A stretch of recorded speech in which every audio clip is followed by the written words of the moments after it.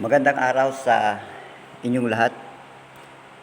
Itong pag-aaralan natin ngayon ay ang pagiging disipulo ni Jesus. Lalaktaw muna tayo doon sa ating lesson at bigyan pansin natin ang lesson na ito. Ang title nito ay ang disipulo ni Jesus. Napaka-importante ng pagiging disipulo ng Panginoong Hesus. Dahil ito ay mismo na inutos ng Panginoong Hesus sa Mateo chapter 28 verse 18 to 20. Sabi dito sa mga talata sa Mateo chapter 28 verse 18 to 20, at lumapit si Jesus sa kanila at sila'y kanyang kinausap na sinasabi, ang lahat ng kapamahalaan sa langit at sa ibabaw ng lupa ay naibigay na sa akin. Dahil dito, magsiyaon nga kayo at gawin ninyong mga alagad ang lahat ng mga bansa, na sila'y inyong bautismuhan sa pangalan ng Ama at ng Anak at ng Espiritu Santo. Naituro ninyo sa kanila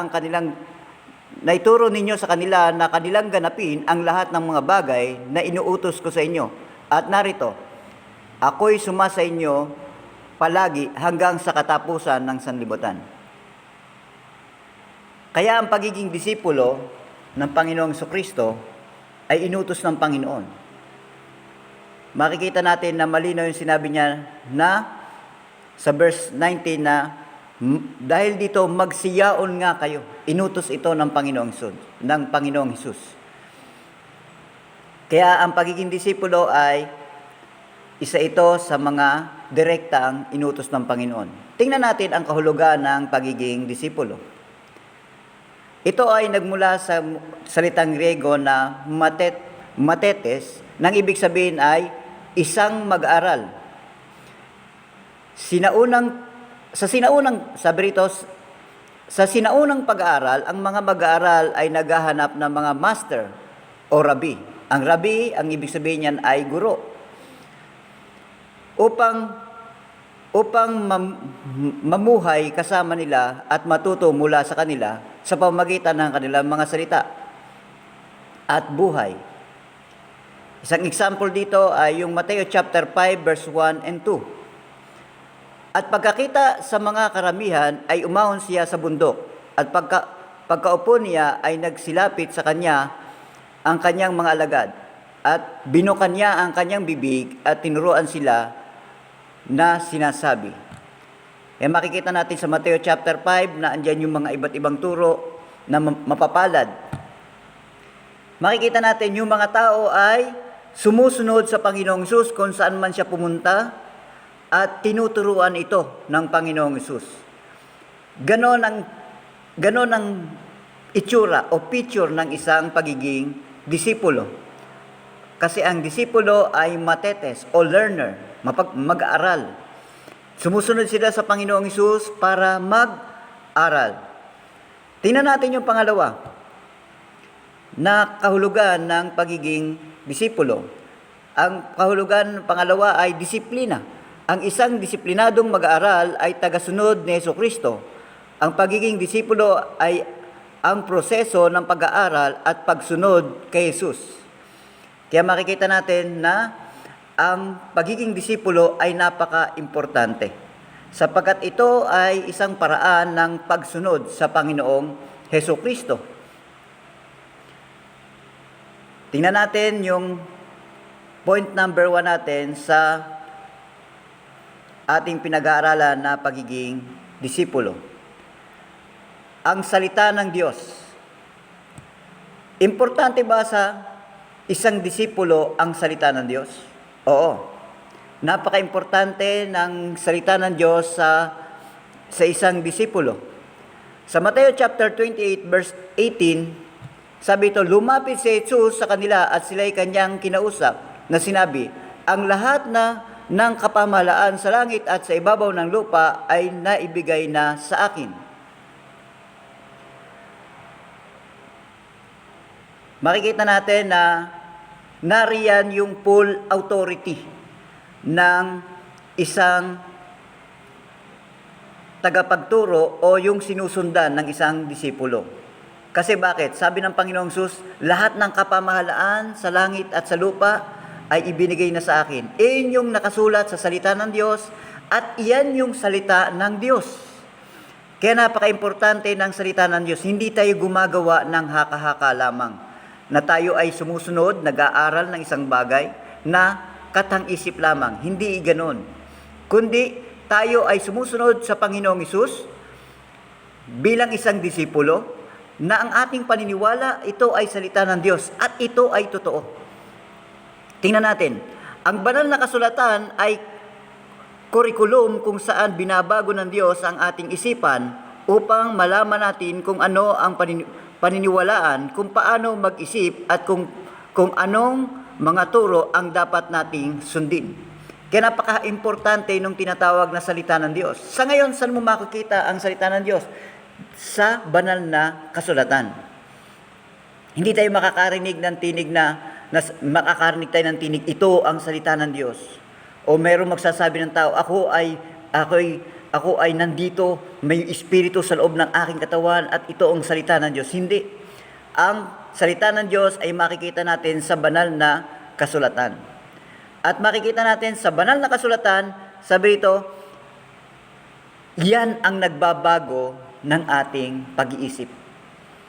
Ang isang disipulo ay natututo sa salita ng Diyos sa pamamagitan ng scripture o ng banal na kasulatan. Kaya importante yung ating pagkaunawa at yung pag-aaral natin sa kasulatan sapagkat iyan yung salita ng Diyos. Nung sinabi ng Panginoong Hesus, lahat ng kapamahalaan sa langit at sa lupa ay ibinigay na sa akin, iyan ay salita ng Diyos.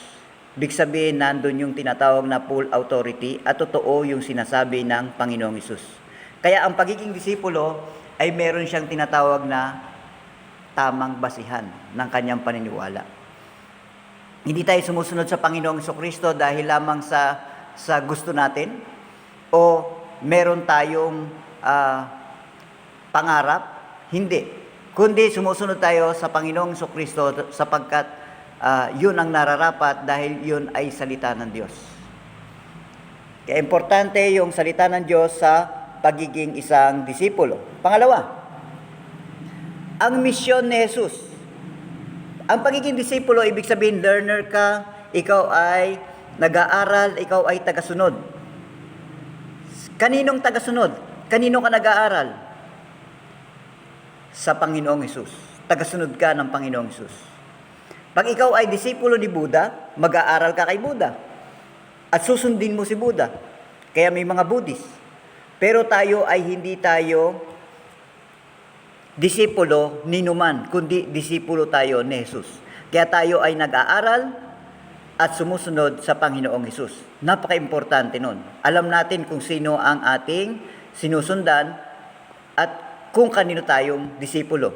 Tingnan natin ang Mateo chapter 28 verse 19. Dahil dito magsiyaon nga kayo at gawin ninyong mga alagad ang lahat ng mga bansa na sila'y inyong bautismohan sa pangalan ng Ama at ng Anak at ng Espiritu Santo.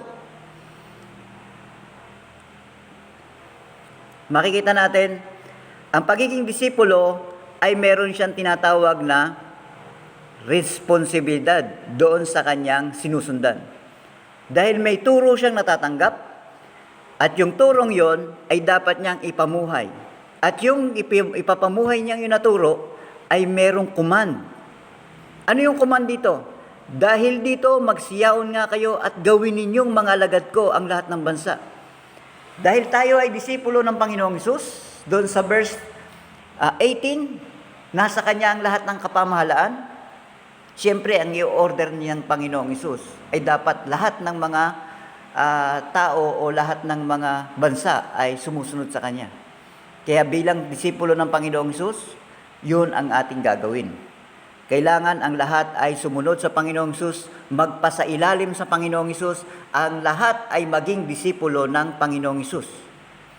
Ibig sabihin, makikita natin dito sa verse 28, sa chapter 28 verse 19, hangarin ng Panginoong Hesus ng lahat, kung tayo ay disipulo ng Panginoong Hesus, sila man ay maging disipulo ng Panginoong Hesus. Ang mga huling salita ni Jesus ay nagiging priority natin sa misyon habang sinisikap nating mahalin ang iba at tulungan silang maging mga disipulo at lumago upang higit na maging katulad ni Jesus. Yan yung Matthew chapter 28 verse 19, makikita natin na isa yan sa pinakang priority natin. Ang pagiging disipulo ng Panginoong Hesus, siyempre, yung sinusundan natin kung ano yung huling salita niya. Ang huling salita niya, humayo tayo, gawin nating alagad o disipulo ang lahat ng mga bansa. Kaya, importante yon. Nagtuturo tayo, hindi lamang tayo basta nagtuturo. Meron tayong direksyon. Ano ang direksyon natin? Sila ay maging disipulo rin ng Panginoong Hesus, maging tagasunod din ng Panginoong Hesus. Hindi tayo magtuturo para magkanta-kanta lang every Sunday, kundi ang hangad natin ay maging tagasunod din sila ng Panginoong Hesus. Number 3, ang katuruan ng mananampalataya. Ang pagiging disipulo ay importante kung ano ang tinatawag na katuruan o kung ano ang kanyang pananampalataya. Sumusunod tayo sa Panginoong Hesus dahil meron tayong pananampalataya, meron tayong paniniwala sa Panginoong Hesus. Sabi rito sa Mateo chapter 28, verse 20, sa unang paragraph, sa unang pangungusap, na ituro ninyo sa kanila ang kanilang ganapin ang lahat ng mga bagay na inuutos ko sa inyo. Sa ating pananampalataya, bilang isang disipulo ng Panginoong Hesus, napaka-importante na sundin natin kung ano ang inuutos ng Panginoong Hesukristo. Kaya huwag nating kakalimutan na tayo ay nag-aaral every Sunday, hindi tayo para masatisfy o ma-enjoy natin yung fellowship. Tama, nandun na yun na tayo ay nagiging masaya, umaawi tayo, pero ang main purpose natin doon ay doon sa akin, sa mga taong nagtuturo, ang purpose niya ay naituro ninyo sa kanila ang kanilang ganapin ang lahat ng bagay na inuutos ko sa inyo. Ang purpose doon ay ganapin o sundin ang lahat ng inuutos ng Panginoong Hesukristo. At yung mga nakikinig naman, dapat ay tanggapin nila kung ano ang ituro ng Panginoon. May mga turo ang Panginoong Hesus, alam natin yan. At isa nga rito, ang hangarin ng Panginoong Hesus, kung tayo ay sumusunod sa Panginoong Hesus, ang iba man ay sumunod din sa Panginoong Hesukristo. Ang mga disipulo ni Hesus sa isang komunidad ng simbahan ay nakatuon sa mga relasyon na tumutulong sa mga tao na maging mga alagad at gumawa ng mga alagad. Yan yung pinakang target natin. Kaya tayo dito, kahit ako malayo dyan sa Bicol, yung ministry natin dyan, tinuturuan ko kayo, hindi lamang para lumawak ang inyong kaalaman, kundi dumating ang panahon na kayo man ay makapagturo din sa iba. Kaya importante yun. Yung every Sunday na pag-aaral nyo, mga simpleng bagay lang yan. Nung maliliit pa kayo, nagko-color kayo, nagsusulat kayo, hanggang lumalaki kayo, lumalawak ang inyong kaalaman, naunawaan nyo na si Jesus ay tagapagligtas. Hindi lamang yun pansarili nyo, kundi ito rin ay dapat matutunan ng iba. Kung hindi nila ito matututunan, kanino sila magiging tagasunod? Kanino sila mag-aaral? Pagka nag-aral sila sa iba, ano ang mangyayari sa kanila? Di ba nakakalungkot? Ang matututunan nila doon ay mga bagay na hindi naman magbubunga ito ng kaligtasan. Dahil nasa Panginoong Hesus lang ang kaligtasan. Kaya tayo nag-decide tayo na sumunod sa Panginoong Hesus, naging disipulo tayo ng Panginoong Hesus, dahil nga nasa Panginoong Hesukristo ang kaligtasan. Maliliit pa kayo dyan, tinuro na namin sa inyo yan, na si Jesus ang tagapagligtas. Kaya nag-aaral tayo patungkol sa Panginoong Hesukristo. Yun ang napaka-importante sa atin. ang kaligtasan na mula sa Panginoong Hesus. Kaya maraming mga tao na sumunod sa Panginoong Hesus dahil doon sa kaligtasan na yun. Walang iba kasing tagapagligtas kundi ang Panginoong Hesus. Kaya minsan, nung nagtuturo ang Panginoong Hesus, anong sabi ng Panginoong Hesus? Kaya lang naman kayo sumusunod sa akin para makakain kayo ng tinapay dahil nagpakain si Yesu Kristo ng 5,000. Pero hindi yun ang purpose ng Panginoong Hesus. Temporary lang kasi yun eh. Ang totoong dahilan kung bakit naparito ang Panginoong Hesus upang iligtas niya ang mundo sa kasalanan. Noon pa man ay ipinapaliwanag na sa inyo yan. Na ang kaligtasan ay nasa Panginoong Hesus at ang purpose ng Panginoong Hesus ay magligtas. At ang Hesus, ang ibig sabihin ng Hesus, nanggaling yan sa wikang Griego na Yeshua, nang ibig sabihin ay Savior sa wikang Ingles. Na sa Tagalog ay tagapagligtas. Yun lang ang ibig sabihin nun. Doon sa Mateo chapter 1 verse 21, anong sabi doon? Isisilang ang isang sanggol at tatawagin siyang Hesus, siya ang magiging tagapagligtas ng kanyang bayan sa kasalanan. Yun ang pinakang purpose ng Panginoong Hesus. Naging tagasunod tayo ng Panginoong Hesus, hindi para yumaman, hindi para maging masaya, although pwedeng mangyari yun. Pero hindi yun ang pinakang purpose. Kundi ang pinakang purpose, tayo isang araw, haharap tayo sa Diyos, hahatulan tayo ng Diyos. At iniligtas tayo ng Panginoong Hesus sa kasalanan. Yun ang pinakang sentro kung bakit tayo ay naging disipulo ni Kristo. Dahil walang ibang tagapagligtas kundi ang Panginoong Hesus. Maliliit pa kayo, ipinapaliwanag na namin sa inyo yan.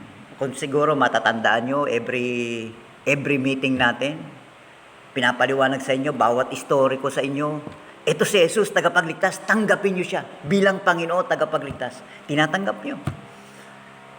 Dahil hindi namin alam kung kailan kayo totoong tumanggap sa Panginoong Jesucristo. Pero, na-experience nyo, may dumating sa inyong panahon na, katulad si Liza, mayroong experience siya na ito, kinausap siya na tita niya, at na-experience siya na ito yung panahon na talagang tinanggap ko ang Panginoong Hesus. May iba't iba kayong panahon. Yun ang pangarap namin, na kayo ay tumanggap sa Panginoong Hesus at maging disipulo ng Panginoong Hesus. Anong ibig sabihin ng pagiging disipulo ng Panginoong Hesus? Sa wikang Griego, matetes. Ibig sabihin, nag-aaral ka sa Panginoong Hesus. Sumusunod ka sa Panginoong Hesus. At pag-ibig sabihin ng sumusunod ka sa Panginoong Hesus, hindi lamang nag-i-stop na ikaw ay sumusunod sa Panginoong Hesus. Dahil tagapagligtas nga ang Panginoong Hesus, naghahangad ka rin na ang ibang tao ay sumunod sa Panginoong Hesus. Bakit walang ibang tagapagligtas kundi ang Panginoong Hesus? Sa number 4 tayo. Ang Espiritu ng Diyos. Importante ba sa isang disipulo ng Panginoong Hesus? Ang Espiritu ng Diyos, importante. Tingnan natin sa Mateo chapter 28, verse 20, ang huling pangungusap. At narito ako, sumasa inyo palagi hanggang sa katapusan ng sanlibutan. Bago umalis ang Panginoong Hesus, ipinangako niya na ang kanyang banal na Espiritu ay isusugo niya. Hindi lamang yun. Ito mga word na to na binitawan ng Panginoong Hesus, ako ay sa inyo hanggang sa katapusan ng sanlibutan. Totoo ba to? Totoo yan. Kasi ang Panginoong Hesus ay Diyos at omnipresent siya. Kaya niya na kung ikaw ay saan naroon, nandun ka. Ang Espiritu ng Diyos, ang Holy Spirit, ganun din ba? Oo. Hindi lamang yon. Pinag-aralan natin sa mga nakalipas na pag-aaral na tayo ay sealed. Tinatakan tayo ng Espiritu ng Diyos. Ang Espiritu ng Panginoong Hesus, nasa atin. Ang Holy Spirit, nasa atin. At ang Ama, ay pinuprotektahan tayo. Ang isang Diyos na may 3 persona ay pumuprotekta sa atin, kasama natin sa bawat araw.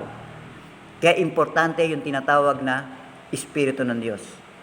Bilang isang disipulo ng Panginoong Hesus, dapat nararanasan natin ang presensya ng Diyos. Ang kapangyarihang makapagbago ay ang Espiritu ng Diyos na gumagawa sa pamamagitan ng mga disipulo at paggawa ng disipulo upang tayo'y maging higit at higit na katulad ni Jesus. Medyo mabigat ang pagiging disipulo ng Panginoong Hesus kasi itutulad tayo sa Panginoong Hesukristo. Pero yun talaga ang hangganan ng isang mananampalataya. Ang Roma chapter 8 verse 28, ano nakasulat doon? Ang lahat ng bagay ay nagkakalakip-lakip na gumagawa para sa ikabubuti na nagsisiibig sa Diyos. Ano ang sumunod na mga word doon? Ang word na sumunod doon upang tayo itulad sa Panginoong Hesukristo. Kaya ang pagiging disipulo, na andyan ang Holy Spirit upang tayo patnubayan, upang tayo ay maging katulad ng Panginoong Hesus. Parang word na maging katulad sa Panginoong Hesus ay mabigat na usapin. Pero hindi, ang word kasi na disipulo, ganun talaga. Na ang hangganan natin ay maging kaparehas tayo ng Panginoong Hesus, hindi dahil sa kaparehas na tayo ay mapapako sa krus, kundi kaparehas tayo ng Panginoong Hesus na kung ano yung kalooban ng Diyos ay susundin natin. Yun ang kahulugan ng pagiging disipulo. Kung paano natin sinusundan ng Panginoong Hesus, kung paano namuhay ang Panginoong Hesus, ganun din tayo mamuhay. Anong sabi ng Panginoong Hesus bago siya ipako sa krus? Ama, kung ang sarong ito ay nais mong tanggalin sa akin, tanggalin mo.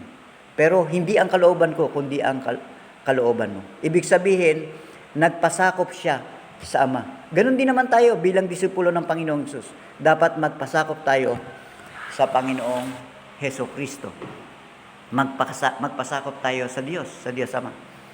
Kaya makikita natin na ang pagiging disipulo ay ang matuto tayo na kung ano ang kalooban ng Diyos ay sundin natin. Dumako tayo sa ating conclusion. Ang salita ng Panginoon ang ating pamantayan ng pananampalataya. Kaya nga makikita natin, yung salita ng Diyos, andyan yung tinatawag na scripture. Meron tayong basihan ng ating pananampalataya. Nagsasabing si Jesus ang lahat ng namamahala. Kaya yung ating pananampalataya ay hindi lamang ito isang ordinaryong pananampalataya, kundi nakikita natin na si Jesus ang lahat, ang siyang may control.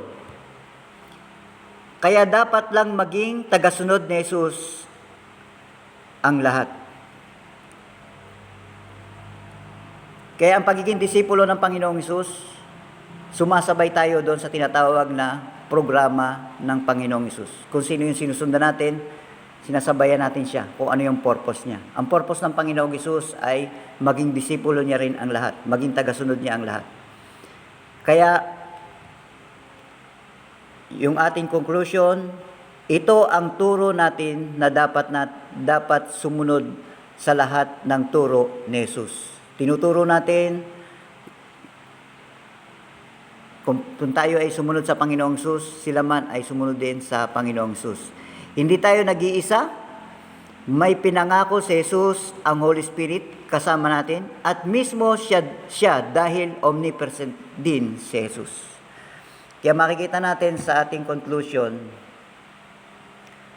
na yung ating outline mula sa ang salita ng Diyos, ang misyon ni Jesus, ang katuruan ng pananampalataya, ang Espiritu ng Diyos, ay napaka-importante sa isang disipulo. Ang isang tagasunod ng Panginoong Hesus ay importante sa kanya ang salita ng Diyos, kung ano ang importante din sa kanya kung ano ang misyon ng Panginoong Hesus. Ang misyon ng Panginoong Hesus ay gawin niyang alagad ang lahat ng bansa. At tayong mananampalataya, meron tayong tinatawag na katuruan. Importante yon. Ano yung katuruan natin? Ang katuruan natin, kung anong utos ng Panginoong Hesus, sundin natin, sundin din nila. At ang Espiritu ng Diyos, siya yung nagbabago. Pinag-aralan natin ang work ng Holy Spirit, na andyan yung tinatawag na regeneration, yung changes ng Panginoong Hesus, yung changes natin na ginagawa ng Holy Spirit. simula nang makakilala tayo sa Panginoong Hesus. Kaya importante yung tinatawag na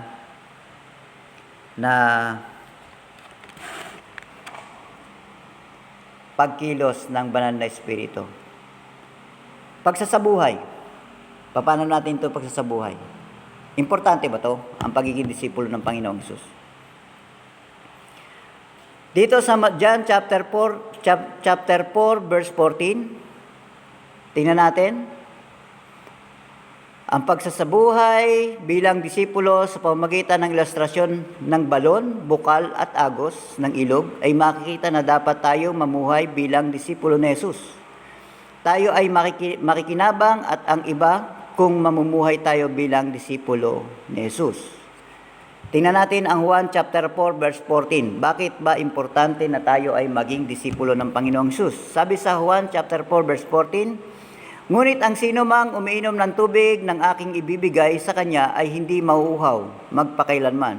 Ngunit ang tubig na aking ibibigay sa kanya ay magiging isang balon ng tubig sa kanya na bumubukal sa buhay na walang hanggan. Ibig sabihin, sa pagsunod natin sa Panginoong Hesus, binibigyan tayo ng tubig ng buhay.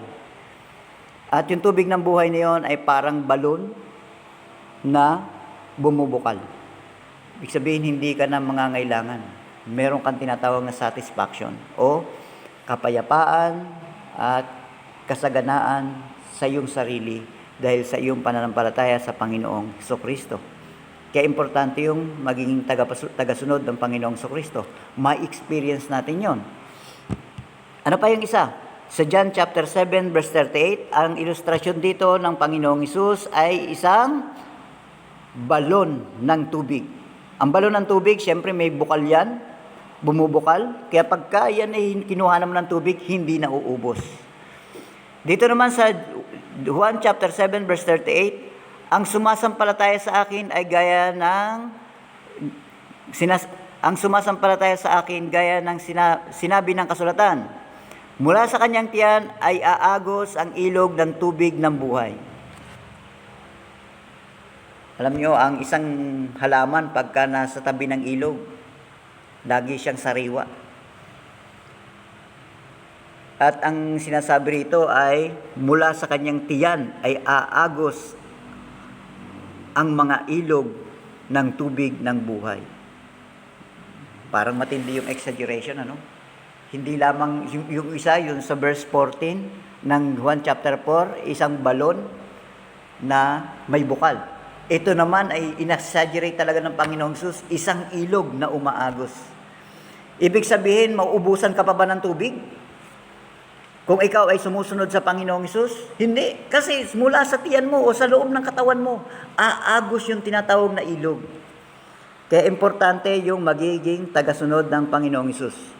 Kaya ang pagiging tagasunod o pagiging disipulo ng Panginoong Hesus ay dapat yan ay nangyayari sa isang Kristiyano. Hinahangad dapat yan ng Kristiyano. Kaya ang isang Kristiyano, isa dapat siya talagang mag-aaral ng Panginoong Jesucristo. Nag-aaral tayo every Sunday, hindi dahil gusto natin lamang, kundi gusto nating sumunod sa Panginoong Jesucristo. Mayroon tayong tinatawag na mas malalim na kahulugan ng ating pagsunod sa Panginoong Jesucristo. Okay, para lubos nating maunawaan, meron ako ditong dalawang baso. Ito ay gagamitin kong ilustrasyon para makita natin kung ano ang ibig sabihin ng magiging mag-aaral ng Panginoong Hesus. Ito ay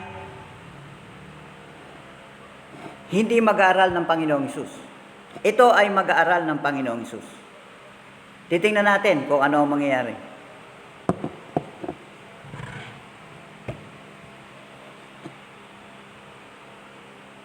Sa mundo, pag ikaw ay nag-aral, mapupuno ka ng mga kaalaman. Yung kaalaman na yan, yung karunungan na yan, ay gagamitin mo. Madadagdagan yan. Dahil patuloy na lumalawak ang iyong kaalaman. Ang problema, sa mundong ito, nagkakaroon ka ng tinatawag na hangganan. Kung ikaw ay isang engineer o isang lawyer, hanggang doon ka na lang sa pagiging isang lawyer, sa pagiging isang engineer. Ikaw ay magtatrabaho bilang isang engineer, isang lawyer. Kung ano yung pagiging engineer mo, pagiging isang lawyer mo, hanggang doon na lang yon. At kapag ikaw ay tumanda, lilipas ang pagiging isang engineer at pagiging isang lawyer mo. Nagamit ka ng mundong ito. Pag nagamit ka ng mundong ito, napakinabangan ka, nasatisfy ang mundong ito. Kapares ng isang tubig, ang mundong ito, kinonsume ka.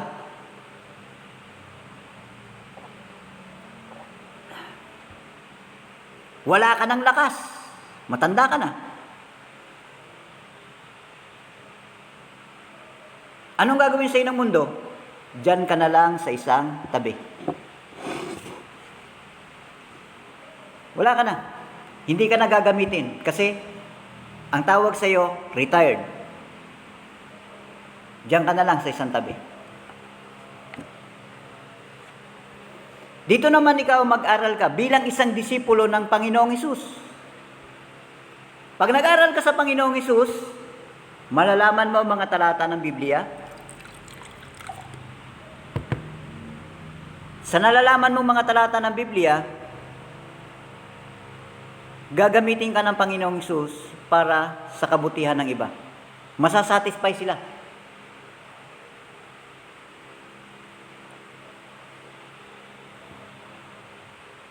Ang tanong, kapares ba sa mundo na nung ginamit mo yung talata ng Biblia ay nawala na rin sa'yo? Halimbawa, tumanda ka na.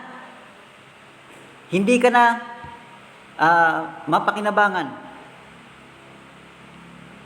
Alam nyo, hindi ganoon ang pag-aaral o pagiging disipulo ng Panginoong Hesus. Ang pagiging disipulo ng Panginoong Hesus,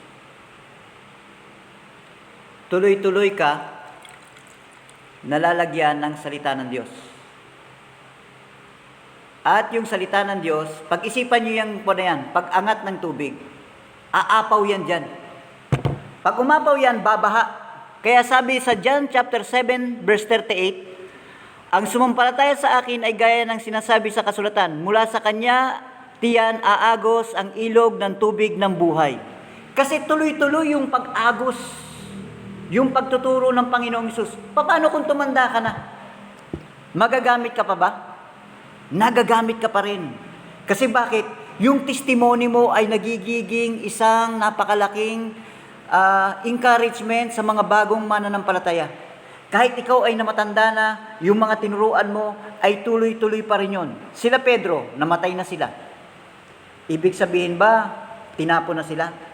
Alam natin na si Pedro ay ginagamit pa rin ng Panginoon. Ibig sabihin, yung salita ng Diyos na nasa buhay ni Pedro, hindi nawawala kay Pedro. Hindi katulad sa mundo, na yung kanyang karunungan, nung siya ay tumanda, kasama niyang tumanda at nawala. Pumanaw siya. Wala na. Si Pedro, namatay siya, pero alam natin na full ng Word of God si Pedro. Kaya binabasa natin yung mga sulat ni Pedro. Naubos ba yung salita ng Diyos kay Pedro? Hindi. Hanggang ngayon, nagiging pakinabang siya sa atin. Si Pablo, nung siya ay pumanaw at namatay, hindi na ba siya kapakipakinabang? Kapakipakinabang pa rin. Alam nyo, kapag ikaw ay mananampalataya ng Panginoong Hesus, parang isang ilog mula sa iyo ang salita ng Diyos. Saan ka man pumaroon. Kahit man dumating ang panahon na tumanda na tayo, mananatili yung ating benepisyo sa mga taong maiiwan natin. Umaagos yan. Parang isang bukal na hindi nauubos. Si tito nyo, tatanda. Si tita nyo, tatanda. Maaring kuhanin na kami ng Panginoon. Pero maiisip nyo kami na kami ang nagturo sa inyo ng salita ng Diyos. Kayo rin ay magtuturo ng salita ng Diyos. Malimutan nyo man kami. Pero magpapatuloy ang aming mga buhay, sa inyong mga buhay, at sa mga tao na makakarinig pa ng salita ng Diyos, magpapatuloy yun. Hindi katulad ng sa mundong ito. Kapag nawala na, tumanda ka na, natapos na ang karir mo, wala na, tapos na. Pero ang paglilingkod sa Panginoon, itong tubig na to, na puno, daragdagan pa yun ng Panginoon. Aawas yan. Mag-aapaw yan. Parang isang ilog na hindi matatapos ang agos. Parang isang balon na may bukal, hindi matatapos, hindi mauubos ang tubig. Alam niyo ba, na maliliit pa kayo ay nag-aral kayo ng salita ng Diyos. Hanggang ngayon ay nag-aaral kayo ng salita ng Diyos.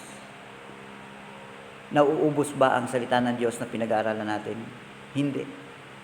Parang isang bukal, parang isang ilog.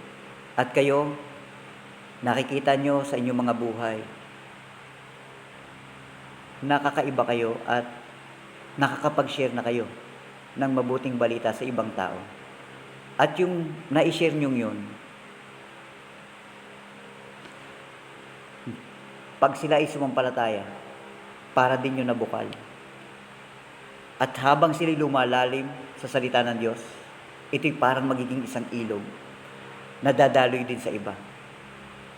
Kapag tayo ay naging disipulo ng Panginoong Hesus o naging tagasunod, naging mag-aaral tayo ng Panginoong Hesus, magpapatuloy yung ating ginagawa. Hindi tayo i-stop. Bakit?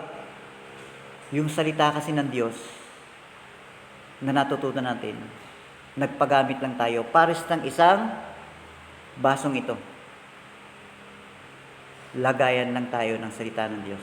Nagpagamit tayo sa Panginoon upang maging daluyan ng pagpapala para sa iba.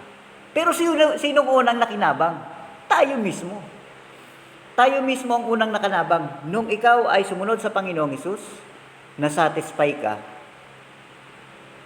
nakatanggap ka ng kapayapaan, nakatanggap ka ng kaligtasan mula sa Panginoong Hesukristo. Ikaw ang unang nakatanggap. Yung agos, nung umapaw na, yung salita ng Diyos sa iyo, nung umagos na ito sa iba, nakinabang din sila. Kaya ang pagiging disipulo, ikaw muna ang mag-aaral. At habang ikaw ay natututo, aagos yan para sa iba. Kaya ang ating pagsasabuhay ng pagiging isang disipulo ng Panginoong Hesus, napaka-importante niyan. Hindi iyan isang pagpunta lamang sa simbahan. Ang pagiging isang disipulo ay mas malalim pa ng pagiging isang Kristiyano. Okay, magandang araw sa inyo. Sana'y naunawaan nyo yung ating pag-aaral na pinamagatan natin na disipulo ni Jesus.